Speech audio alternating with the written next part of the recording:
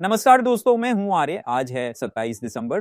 तो चलो देखिए क्या है आज के करंट अफेयर्स। शुरुआत करते हैं एक बहुत ही महत्वपूर्ण और वैश्विक विकास से। चीन ने दुनिया का सबसे बड़ा डैम बनाने की मंजूरी दे दी है, जो तिब्बत में ब्रह्मपुत्र नदी, चीन में यारलुंग जाम्बोबो नदी पर बनेगा। इस डैम का निर्माण करीब 137 बिलियन डॉलर की लागत से होगा और इसका असर भारत और बांग्लादेश जैसे पड़ोसी देशों पर पड़ सकता है। क्या आपको पता है कि भारत का सबसे ऊंचा डैम उत्तराखंड में स्थित टेहरी डैम है, जो भागीरथी नदी पर बना हुआ है। वहीं भारत का सबसे पुराना डैम तमिलनाडु में कावेरी नदी पर स्थित कल्लानी ग्रैंड एनिकट है, जिसे 150 ईसा पूर्व के आसपास चोल साम्राज्य के राजा करिकल ने बनवाया था। अब बात करते हैं डिजिटल परिवर्तन की दिशा में एक अहम कदम की। राष्ट्रीय ई गवर्नेंस डिवीजन और भारतीय पोर्ट्स एसोसिएशन ने भारत के समुद्री क्षेत्र में डिजिटल ट्रांसफॉर्मेशन को बढ़ावा देने के लिए समझौते पर हस्ताक्षर किए हैं।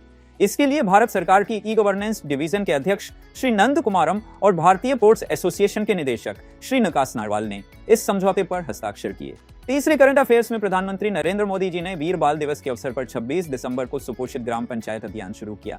इस अभियान का उद्देश्य ग्रामीण क्षेत्रों में पोषण और स्वास्थ्य की स्थिति को बेहतर बनाना है। क्या आपको पता है कि वीर बाल दिवस को गुरु गोविंद सिंह जी के साहिबजादों या बेटों बाबा जोरावर सिंह और बाबा फतेह सिंह की शहादत को याद करते हुए मनाया जाता है, जिन्होंने 1704 में मुल्लों द्वारा शहीद कर दिया था। वीर बल दिवस को 2022 से मनाया जा रहा है। वैसे बाल दिवस कब और किस लिए मनाया जाता है, कमेंट में लिखो। चलो अब चौथे करंट अफेयर्स पर। चौथे करंट अफेयर्स में नासा के पार्कर सोलर प्रोब मिशन ने सूर्य की सतह के बेहद करीब जाकर एक मानव सभ्यता के लिए नया इतिहास दर्ज किया। यह अंतरिक्ष यान अब तक की सबसे कम दूरी यानी सूर्य से महज 86 मिलियन माइल्स की दूरी तक पहुंचा है। हमें यह भी याद होना चाहिए कि भारत का पहला सूर्य मिशन आदित्य L1 2 सितंबर 2023 को PSLV C57 से लॉन्च किया गया था।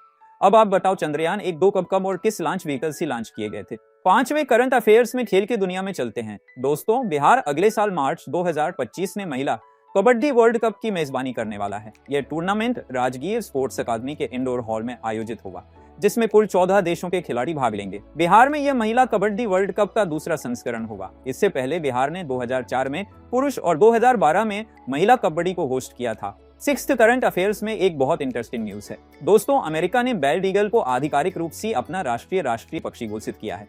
राष्ट्रपति जो बाइडेन ने इसे लेकर एक महत्वपूर्ण कानून पर हस्ताक्षर किए हैं, जो अमेरिकी कोड में बदलाव कर बेल्ड ईगल को अमेरिका का राष्ट्रीय पक्षी बना देगा।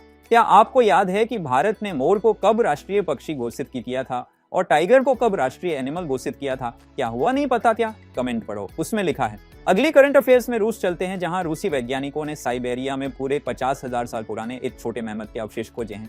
इसे याना नाम दिया गया है और ये साइबेरिया के परमाफ्रॉस्ट में मिला है। यह मेमथ का वजन 100 किलो से ज्यादा है। अब प्राचीन समय की बात हो ही रही है, तो मैं आपको याद दिला दूं कि भारत में मिले सबसे प्राचीन होमोसेपियन को नर्मदा मानव के नाम से जाना जाता है। इसके अवशेष 1982 में नर्मदा नदी के किनारे मिले हैं। आज के 8वें करंट अफेयर्स में IIT मद्रास ने एक नया रिसर्च सेंटर लॉन्च किया है, जो एडवांस एमोलेड डिस्प्ले टेक्नोलॉजी को विकसित करने पर काम करेगा। यह स्मार्टफोन, टैबलेट्स, वेयरेबल्स और स्मार्ट वॉच में इस्तेमाल होगी। इस केंद्र को इलेक्ट्रॉनिक्स और सूचना प्रौद्योगिकी मंत्रालय DRDO और टाटा सन्स का सहयोग मिलेगा। मैं आपको याद दिला दूं कि कुछ दिन पहले IIT मद्रास ने भारतीय रेलवे के साथ मिलकर भारत में पहली बार हाइपर लूप ट्रैक पर सफल परीक्षण किया है। 9वीं करंट अफेयर्स में चलते हैं फैशन की दुनिया में, जहां चीन की फास्ट फैशन कंपनी शीन फिर से भारत में कदम रखने जा रही है। रिलायंस रिटेल के साथ मिलकर शीन अब AJIO प्लेटफॉर्म के जरिए भारत में अपनी सेवाएं प्रदान देगी। इस साझेदारी से शीन का पूरा ऑपरेशन अब भारत में होगा। अंतिम अपडेट में पर्यावरण से जुड़ा एक अहम करंट अफेयर है। इंदौर का देवी अहिल्याबाई होलकर एयरपोर्ट भारत का पहला जीरो वेस्ट एयरपोर्ट बन गया है। यहाँ एक 3000 वर्ग फुट का मटेरियल रिकवरी फैसिलिटी खोली गई है, जिससे कचरे को रिसाइकल करके उसे उर्वरक में बदला जाएगा। क्या आपको याद है कि 2024 के हेनले पासपोर्ट इंडेक्स में भारत का पासपोर्ट 84वें स्थान पर है। भारत के पासपोर्ट पर 58 देशों में बिना वीजा के एंट्री मिल सकती है। तो ये थे 27 दिसंबर के सारे महत्वपूर्ण करंट अफेयर्स। अब वेबसाइट पर जाकर इस क्लास का क्विज और अटेम्प्ट कर लो। चलो मिलते हैं कल। Bye bye. This is prepareeasy.com, and here we make your preparation easy.